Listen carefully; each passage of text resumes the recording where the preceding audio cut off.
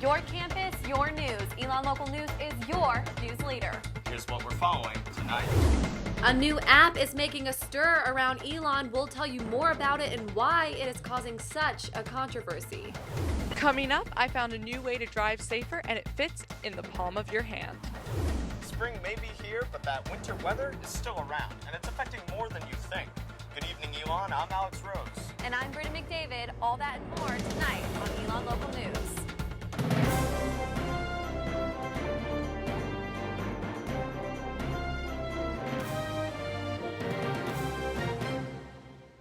First on Elon Local News, we begin with a story we've been following for more than a year. And now the trial of Alexis Gray has come to an end. You might remember Gray faced criminal charges last year after campus safety and police found her with a firearm on campus. The federal government dismissed Gray's charge for traveling to commit an act of violence against a dating partner. Gray entered Elon's campus with a rifle in November 2012 while attempting to see her ex-boyfriend, Greg Szilagyi. She pled guilty 2 weeks ago in district court for bringing the weapon on campus. She was sentenced to 36 months probation, which will be served in her home state, Pennsylvania. She still remains banned from the town of Elon and the university. It's been banned from 85% of the nation's high schools and middle schools, but it's quickly spreading across Elon's campus. I found the story of one new app that's gaining attention for its link to cyberbullying. I think you definitely have to have a pretty thick skin if you're going to download the app. There's a new app going around Elon called Yik Yak. It allows users to post anything they want anonymously. I wouldn't say there's any really productive purpose. So here's how it works. Users can post anonymous comments onto a message board. These comments are then sent out to 500 of the closest users, which can be anyone within a 5-mile radius. The whole app is pretty much made for you to say what's on your mind without having to fear of repercussions. Yik Yak has been increasing in popularity amongst young people across the country. And while the creators designed the app for comedic purposes, some say it has become just another gateway to cyberbullying. I think that when people rely on anonymity, it can get kind of ugly. And sometimes I think people take it to an extreme. On Elon's campus, the majority of app users are Greek affiliated, and many of the posts attach negative comments to specific sororities and fraternities, which for senior Taylor Nelson is pretty upsetting. When you invest yourself in something that you really care about, it never feels good to hear something bad about it. According to Nelson, it's the app's anonymity feature that encourages people to post insults. You can essentially sit in the dark and say whatever you want, and no one's going to confront you about it. Still, students like freshman Mark Malberg say the app is all in good fun. You got to find the difference between something that's mean and something that kind of is a little more crude or vulgar, but still like there's some humor behind that. The app does include a set of rules, although not enforced. Number 1 being no bullying. App's website says when you download it, you agree to be subject to content that may be deemed objectionable, obscene, or poor in taste.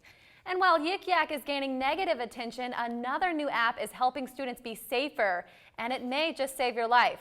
Our Ashley Boley has more. For me, I think texting and driving is kind of like the new drunk driving. First year Becca Johnson knows texting and driving is a problem and says new smartphone apps that help keep you safe are worth the download. It seemed like a really good idea just because texting and driving is like such a big issue today. She's talking about a new app called Text Limit. Users like Johnson can adjust the settings to block incoming texts while driving. Having the app have control is really nice, and you're not really tempted to touch your phone when you're driving. Here's how it works. Using GPS, Text Limit can sense how fast your car is traveling. Based on your settings, it blocks text messages while you are driving above a specific speed.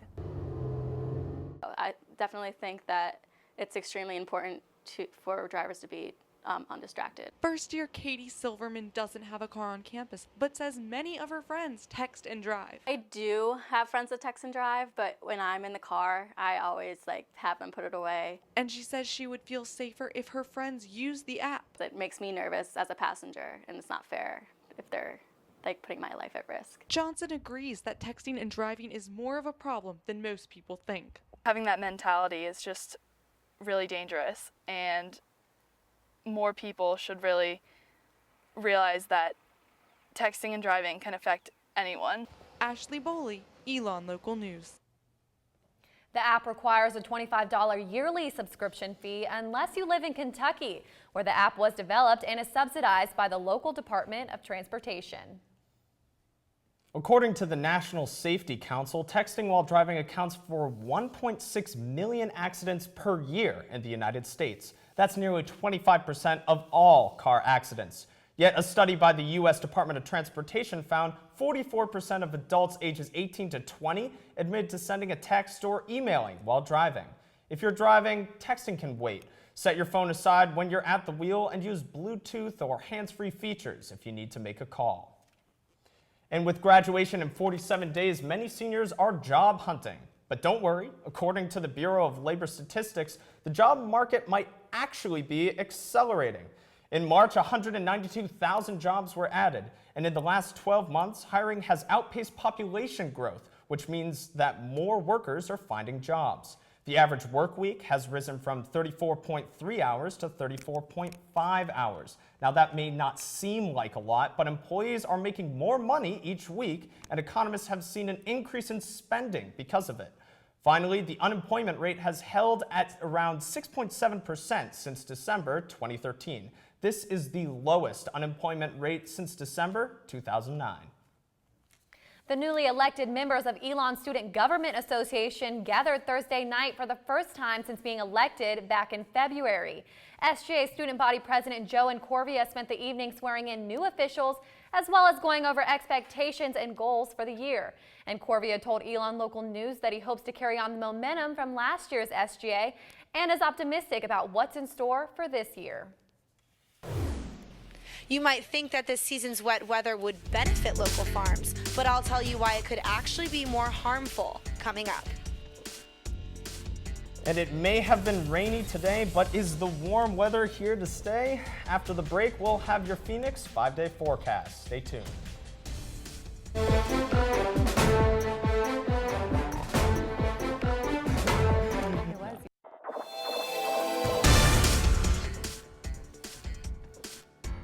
For most people, North Carolina's changing weather is just a nuisance, but for local farmers, their entire crop depends on it.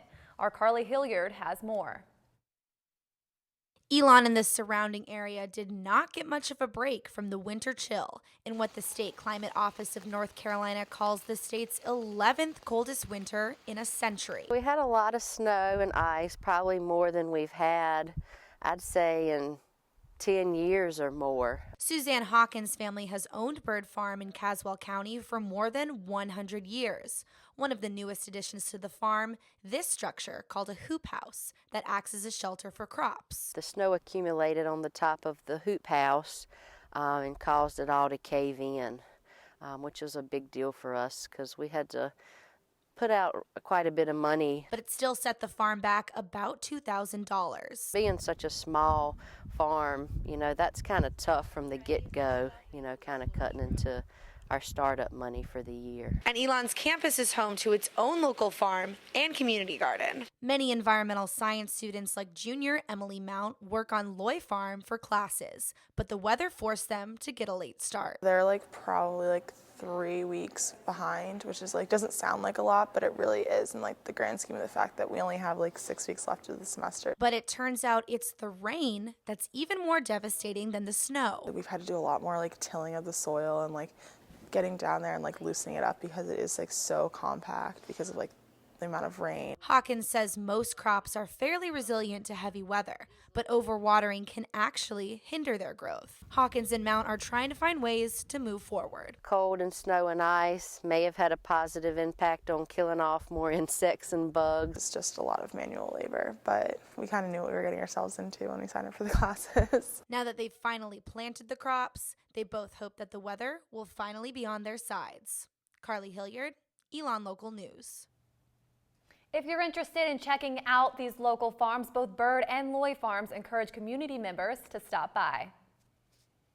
The wild weather may be affecting local farmers, but it's not quite over yet. Our Meredith Stutz is in the studio with this week's Phoenix 5-day forecast.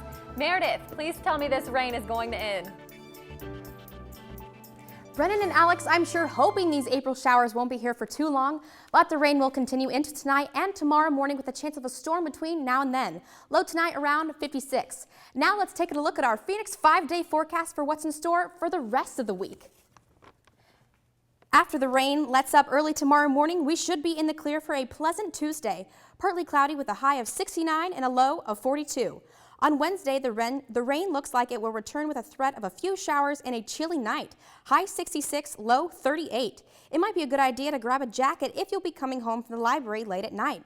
Now, I see Thursday as the best day of the week. Sunny, with no chance of rain and a high of 68, low 47. I certainly hope you're wearing shorts and sunglasses that day.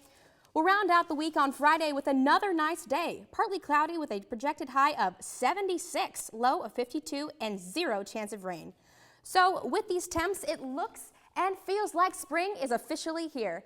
We certainly had a historic winter, so I, for one, am excited to see Elon in bloom once more. That's all for weather this week. I'm Meredith Stutz. Brennan and Alex, back to you. Thanks, Meredith. Despite the warm weather this past weekend, hundreds of Elon students gathered in Alumni Gym to participate in Elonthon, Elon's 24-hour dance marathon. Participants raised more than $170,000 for Duke Children's Hospital. Dancers were entertained by a number of student groups and constant music, and also heard from 22 miracle families. We really appreciate what you do. I know Duke Children's really appreciate what you do, and it means a lot to a lot of people. That was just a quick look at this weekend's Elonthon, but for more on the event, be sure to tune in tomorrow morning at 9:50 to ELN Morning. Our Katie Kaler was there for the full 24 hours and will share her experiences tomorrow. Elonthon may be over, but this week is Greek Week. 1 week each year when sororities and fraternities compete against each other to take home the trophy. There are events every day. Greek Olympics was scheduled for today but was canceled due to rain. Tomorrow and Wednesday there's a blood drive in McKinnon. Finally, Wednesday night is the annual Greek Week dance competition at 8 p.m. The doors open at 7:30 and tickets are available at the Greek Life office for $5. And for the first time, Elon Local News will be live streaming the dances with our Meredith Stutz and Brandon Joyner hosting our coverage. We will be on air at 7:50, so be sure to tune in at youtube.com/Elon Local News. Meet a lot of interesting people, do a lot of interesting things, and basically grow as a person. Coming up, her hours don't end when the dining halls close. We'll introduce you to one Elon employee who is busy trying to connect with the community. Also, after the break, with a few long weekends coming up, we have some tips for you to save time and money in this week's College Consumer.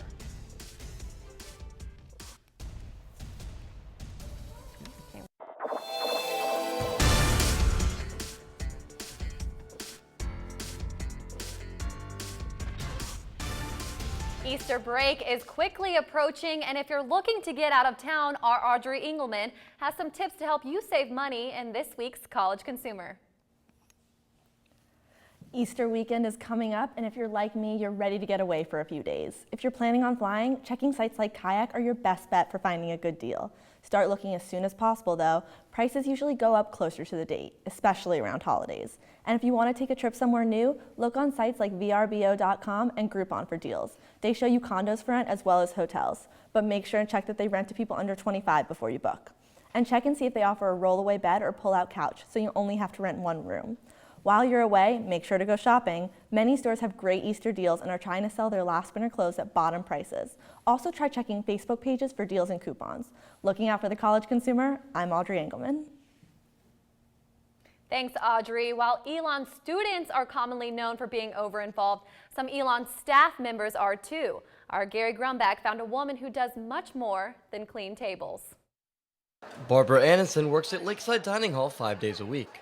But when the dining hall gates close, her second job stays open. You know, a lot of people don't have $200-300 to put into a little tote. So this makes it something that, you know, when you go to your husband and say, I bought a bag, you know, and they're like, oh, okay, that's not bad.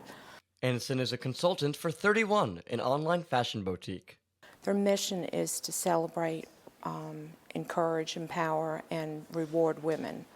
So I really like that, and it's a really good, uplifting place to be in my life right now.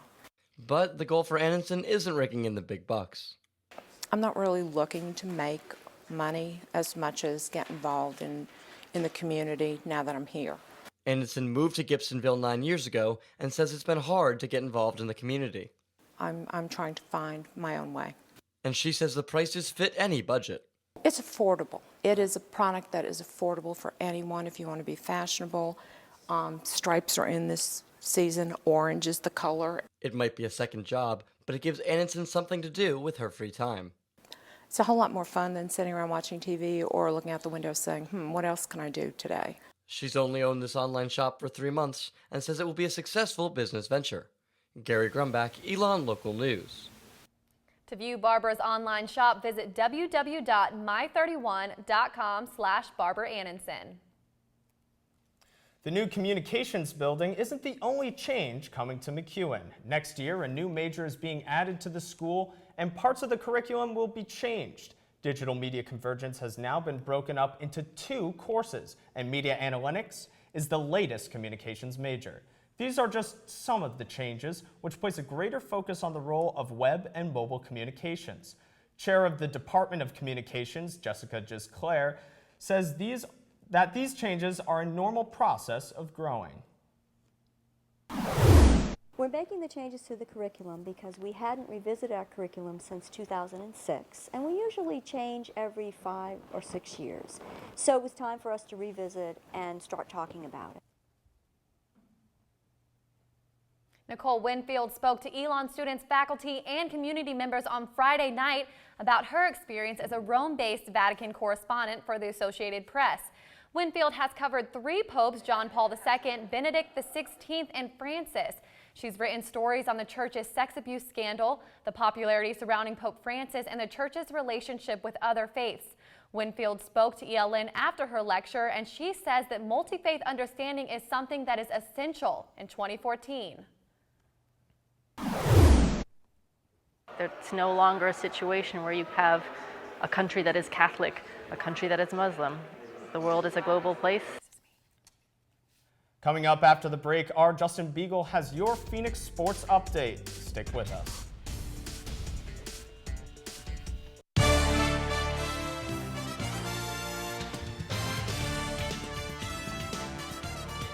Welcome back to Elon Local News. Spring is finally here, meaning that fall sports are starting to practice outside again. Our Justin Beagle is in the studio with this week's Phoenix Sports Update. Justin. Thanks, Alex and Brennan. Well, it is that time of the year again. The weather's starting to warm up, the pollen is aggravating my allergies, and the football team is back to spring practice.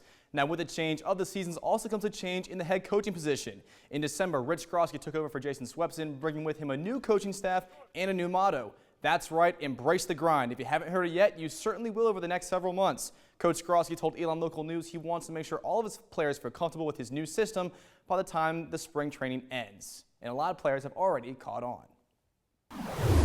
Coach has definitely brought a new intensity and a new sense of competition. And I think a lot of guys needed, that extra push and that extra competition. So guys are really embracing the grind, and guys have really taken that to heart and came out here and really embraced it and had fun while doing it. The football team will continue to practice throughout the rest of the month and conclude spring training with the annual Maroon and Gold scrimmage on April 26 at Rhodes Stadium. Now moving on from Tucker Field to Rudd Field, Elon Athletics announced last week that men's soccer coach Darren Powell resigned to take a position with the Orlando City Soccer Club. Our Andrew Feather sat down with Mr. Powell to find out more.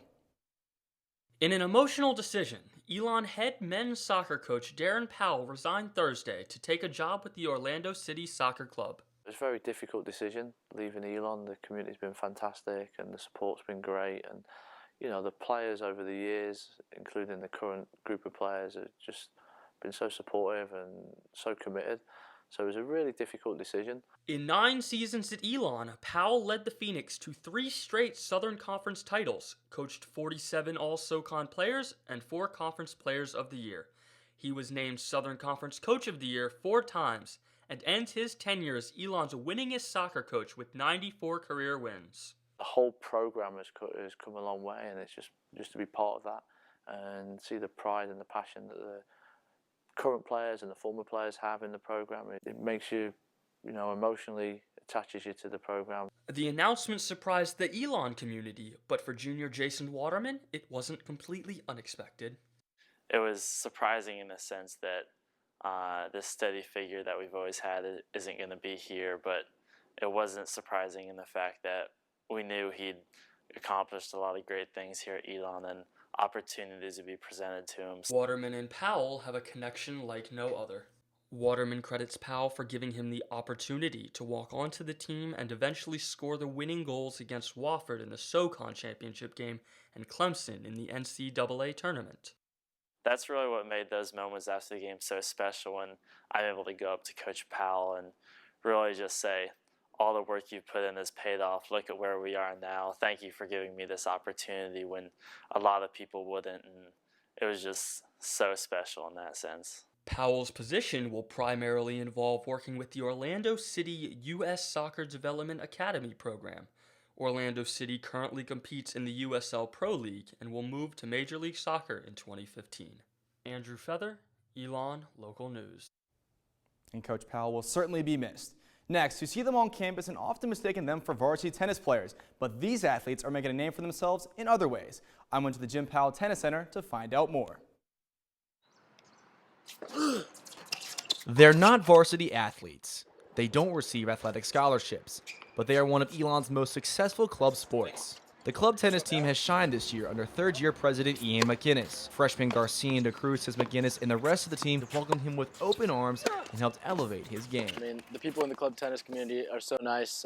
Ian McGinnis does a great job organizing it, and everyone here is so nice and really supportive and willing to help you get your game to the next level. McGinnis says his goal is to show students that they can be both competitive and find a great group of friends. I just try to maintain a friendly atmosphere and a positive atmosphere so that people want to stay, so that when they come in and see that we're actually good, they say, okay, wow, okay, I can actually play tennis, but at the same time, it's a good group of people to hang out with. In last weekend's sectional tournament, the team received a bid to play in the national tournament in Arizona on April 19th, and McGinnis can hardly wait. Winning nationals, that would be pretty crazy. And I think it would mean a lot to Elon just to kind of get our name out there. We're a pretty small school, so if we got some West Coast recognition, that'd be pretty cool. Whether the team wins or loses nationals, McGinnis is proud of his players and hopes to keep improving in the years to come. And finally tonight, it's the game we've all been waiting for yet didn't really expect. Tonight from AT&T Stadium in Arlington, Texas, the Kentucky Wildcat and UConn Huskies will square off for the NCAA Men's Basketball Championship. The game will begin at 9:10 on CBS. Now, I know that I had Michigan State picked to win it all this year, but once again, my bracket has failed me, so this year, I got to go with UConn to win it all. Now, Elon Local News sent reporters to University of Kentucky to cover reactions of tonight's game, so be sure to tune in tomorrow at 9:50 to ELN Morning for full coverage. In the studio with your sports update, I'm Justin Beagle. Guys, back to you at the desk. Thanks, Justin. That's all the time we have for this Elon Local News. Be sure to check out our website at elonlocalnews.com for the news that matters to you. And you can also like us on Facebook and follow us on Twitter. Also, be sure to tune in tomorrow morning for our morning show at 9:50. From all of us here at Elon Local News, have a great week, Elon.